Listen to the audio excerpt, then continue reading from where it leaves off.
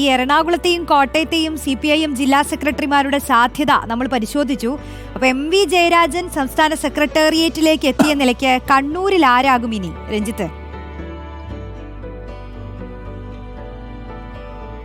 റോഷ്നി, കണ്ണൂർ ജില്ലാ സെക്രട്ടറി എന്ന് പറഞ്ഞാൽ ചില്ലറക്കാരനായിരിക്കില്ല. കാരണം കണ്ണൂർ ജില്ലാ സെക്രട്ടറിമാരുടെ ഒരു പാരമ്പര്യം നമുക്ക് 64 മുതൽ AV കുഞ്ഞമ്പ് മുതൽ ഇങ്ങോട്ട് പരിശോധിച്ചാൽ ചില്ലറക്കാരായിരുന്നില്ല കണ്ണൂരിലെ ജില്ലാ സെക്രട്ടറിമാർ. പാട്യം ഗോപാലനും MV രാഘവനും പിണറായി വിജയനും ചടയൻ ഗോവിന്ദനും T ഗോവിന്ദനും P ജയരാജനും ഒക്കെ ഉൾപ്പെടെ P ശശി ഉൾപ്പെടെയുള്ള ആളുകൾ വളരെ ഗംഭീരന്മാരായ തലപ്പൊക്കമുള്ള ആളുകളായിരുന്നു കണ്ണൂരിലെ ജില്ലാ സെക്രട്ടറിമാർ. അപ്പോൾ കണ്ണൂരിലെ ജില്ലാ സെക്രട്ടറിയെ വളരെ കരുതലോടുകൂടി മാത്രമേ പാർട്ടി തിരഞ്ഞെടുക്കുകയുള്ളൂ. നിലവിലെ സംസ്ഥാന സമിതി അംഗങ്ങൾക്ക് തന്നെയാണ് സാധ്യതയുള്ളത്. ആ സാധ്യതയിൽ TV രാജേഷും KK രാഗേഷും പ്രകാശൻ മാഷും ഒക്കെയുണ്ട്. കൂടുതൽ സാധ്യത അവിടുത്തെ സീനിയോറിറ്റി ഒക്കെ പരിഗണിച്ചുകൊണ്ട് തന്നെ രാഗേഷിനായിരിക്കും. മുഖ്യമന്ത്രിയുമായിട്ടൊക്കെ അടുത്ത ബന്ധമുള്ള ആളാണ്. നേരത്തെ മുഖ്യമന്ത്രിയുടെ ഓഫീസ് കേന്ദ്രീകരിച്ച് പ്രവർത്തിച്ചിട്ടുണ്ട്. MV ജയരാജനും നേരത്തെ മുഖ്യമന്ത്രിയുടെ പൊളിറ്റിക്കൽ സെക്രട്ടറി ആയിട്ടും മുഖ്യമന്ത്രിയുടെ ഓഫീസ് കേന്ദ്രീകരിച്ചൊക്കെ പ്രവർത്തിച്ചിരുന്നു. ഏതായാലും TV രാജേഷിൻ്റെയും KK രാഗേഷിൻ്റെയും പേരുകൾ, KK രാഗേഷ് MP ആയിരുന്നു. അപ്പോൾ അദ്ദേഹത്തിനൊക്കെ കുറച്ചുകൂടി സംഘടനാ പരിചയവും പാർലമെൻ്ററി രംഗത്തെ പരിചയമുണ്ട്, മുഖ്യമന്ത്രിയുമായിട്ടുള്ള അടുപ്പമുണ്ട്. അങ്ങനെ KK രാഗേഷിന് ഒരു ചെറിയ മുൻതൂക്കമുണ്ട്. എന്നാലും TV രാജേഷിൻ്റെ പേരും പരിഗണിക്കപ്പെടുന്നു.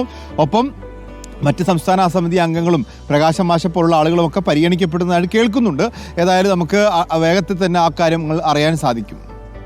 മറ്റൊന്ന് VS രഞ്ജിത്ത്, ചോദ്യപേപ്പർ ചോർച്ച. അപ്പോൾ അതിൽ അന്വേഷണം എന്തായി? മാത്രമല്ല പ്രതി ഷുഹൈബിനായി ഇന്ന് കസ്റ്റഡി അപേക്ഷ നൽകുമോ രഞ്ജിത്ത്? ഈ ചോദ്യപേപ്പർ ചോർച്ചയിൽ ഒരുപാട് ചോദ്യങ്ങൾ ഇനിയും ബാക്കിയാണ്. ഏതായാലും ഇപ്പോൾ റിമാൻഡിലുള്ള 2 പേരാണ്. ഒന്ന് അബ്ദുൽ നാസർ എന്ന് പറയുന്ന പിയൂണും മറ്റൊന്ന് ഷുഹൈബുമാണ്. ഈ 2 പേർക്കുമുള്ള കസ്റ്റഡി അപേക്ഷ ഇന്ന് സമർപ്പിക്കുകയാണ്. ഷുഹൈബിന് വേണ്ടി 5 ദിവസത്തെ കസ്റ്റഡിയും അബ്ദുൽ നാസറിനെ ഇന്ന് കസ്റ്റഡിയിൽ വാങ്ങുകയും ചെയ്യും. ഷുഹൈബിനെ സംബന്ധിച്ച് ഷുഹൈബ് ഇപ്പോൾ പറഞ്ഞിട്ടുള്ളത് ചോദ്യപേപ്പർ ചോർന്നിട്ടുണ്ട് എന്നുള്ളതാണ്.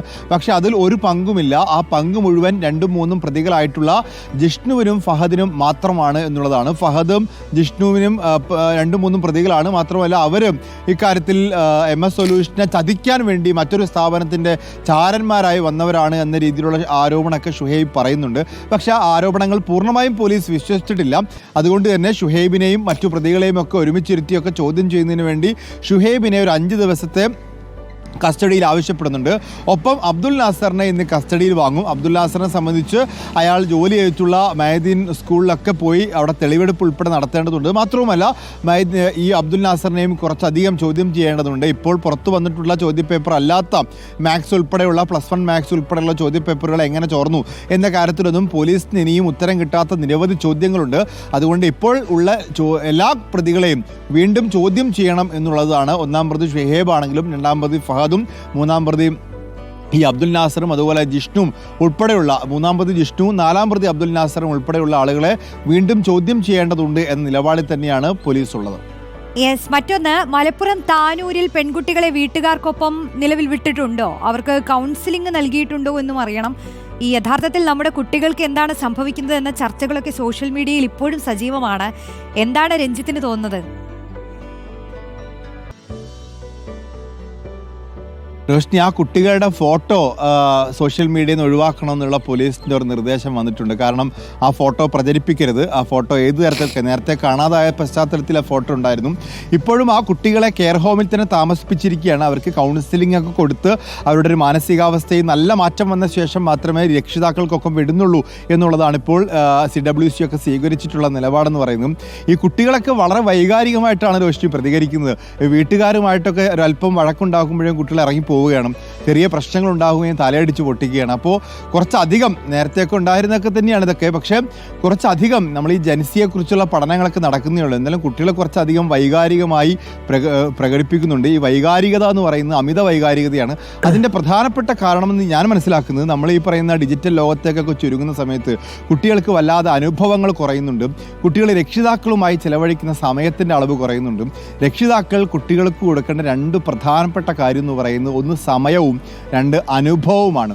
അറിവിനേക്കാൾ കൂടുതൽ അനുഭവങ്ങൾ കൊടുക്കുക എന്നുള്ളത്. അനുഭവം എന്ന് പറയുന്നതും ഒരു ചെറിയ വിഷമം പോലും സഹിക്കാൻ നമ്മുടെ കുട്ടികൾക്ക് ആവാത്തതും നല്ല അനുഭവങ്ങൾ കുട്ടികൾക്ക് ഇല്ലാത്തതുകൊണ്ടാണ്. ഇപ്പോൾ കഷ്ടപ്പാട് അറിഞ്ഞ് വളരാന്നൊക്കെ പറയില്ലേ, എല്ലാ കാര്യങ്ങളും കിട്ടുക, അവരാഗ്രഹിക്കുന്ന കാര്യങ്ങളൊക്കെ കയ്യിൽ കിട്ടുക, അവരാഗ്രഹിക്കുന്ന സ്ഥലങ്ങളിലൊക്കെ പോകാൻ പറ്റുക. അങ്ങനെ ചെറിയ വേദനകൾ പോലും അറിയാതെ കുട്ടികൾ വളരുമ്പോൾ അവരുടെ പ്രതികരണങ്ങൾക്ക് അതിവൈകാരികമായി പോകാനുള്ള സാധ്യതയുണ്ട്. ഒരുപക്ഷെ ഇത്തരത്തിൽ കുട്ടികളെ പെട്ടെന്ന് ആത്മഹത്യ ചെയ്യുക, ഇങ്ങനെ ഇറങ്ങിപ്പോവുക, കുട്ടികളിങ്ങനെ എല്ലാം തല്ലിപ്പൊട്ടിക്കുക, അങ്ങനെയുള്ള അവസ്ഥയിലേക്കൊക്കെ പോകുന്നത് കുട്ടികൾ രക്ഷിതാക്കൾക്കൊപ്പം ചിലവഴിക്കുന്ന സമയത്തിൻ്റെ അളവ് കുറയുന്നതും ഈ നല്ല അനുഭവങ്ങളില്ലാതെ ഈ വൈകാരികമായ അന്തരീക്ഷത്തിൽ ഈ ഗാഡ്ഗറ്റ്സിൻ്റെയൊക്കെ ലോകത്തും സോഷ്യൽ മീഡിയ ലോകത്ത് മാത്രം വളരുന്ന കുട്ടികളായതുകൊണ്ടാണ്. കുട്ടികളെ പുറത്തേക്ക് കളിക്കാൻ വിടണം, അവർക്ക് നല്ല അനുഭവങ്ങൾ കൊടുക്കണം, പഴയ കഥകൾ പറഞ്ഞു കൊടുക്കണം, കഷ്ടപ്പാട് കുറച്ചൊക്കെ അറിയിക്കണം.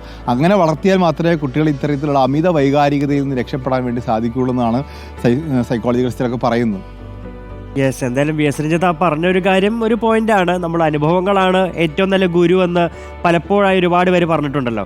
അപ്പോൾ അത്തരം കാര്യങ്ങൾ എല്ലാ സാഹചര്യങ്ങളിലും നമ്മുടെ കുട്ടികൾ ജീവിക്കാൻ പഠിക്കണമെന്നതാണ് രഞ്ജിത്ത് പറഞ്ഞതിൻ്റെ ഒരു പോയിന്റ്. നല്ല പോയിന്റാണ് രഞ്ജിത്ത്.